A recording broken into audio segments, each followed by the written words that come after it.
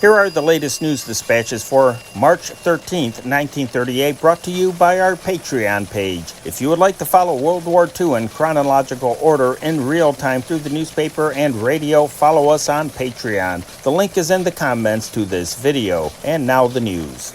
Berlin. While Reichsfuhrer Hitler entered Austria, his homeland, as a conqueror today, Pan-Germany celebrated the beginning of the Austro-German Union, triumphant in the realization that 7 million Austrians will join the fatherland and that Germany will be bigger than it was before the World War. The Allied powers fought for 4 years in that war to take away from Germany the millions of citizens and the border provinces which they claimed. Nazis pointed out joyfully, however, that Nazi Germany conquered the Führer's homeland by means of pressure propaganda and by moving a giant army toward the borders of Austria when its chancellor, Kurt Schuschnigg, attempted to escape incorporation into Germany. Austria is bigger than the lost provinces they boasted. The triumphant Nazis frankly admitted their sword rattling, but were proud of its effectiveness. Vienna. Reichsfuhrer Hitler will arrive in Vienna from Linz tomorrow. A wild welcome awaits him. Already the beautiful City Hall Plaza has been renamed Adolf Hitler Square. Joyous crowds began torchlight parades through the streets tonight, little realizing apparently the probable effects of this drama upon their personal lives in the next few months. In the chancelleries of Prague, Czechoslovakia, Budapest, Hungary, and Belgrade, Yugoslavia, and probably in Rome too, such realization is keen, however. Prague. Germany today told Czechoslovakia through diplomatic channels that she entertains no hostile intentions towards the little republic. In connection with the Austrian crisis, observers emphasized the difference between the positions of Czechoslovakia and Austria. Unlike Austria, Czechoslovakia has military alliances with two great powers, France and the Soviet Union.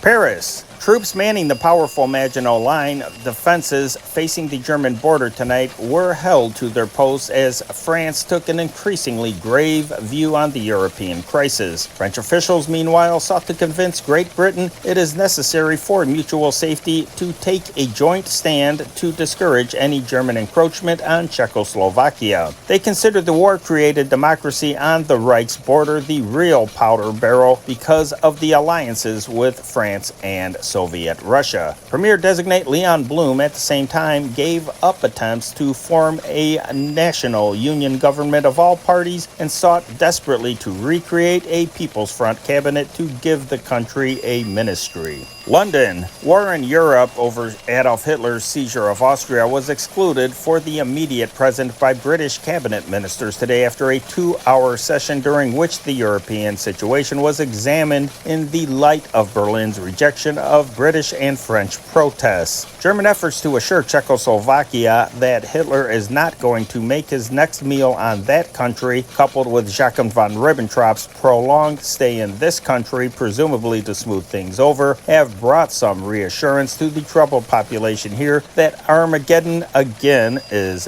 not just around the corner. Zurich, Switzerland.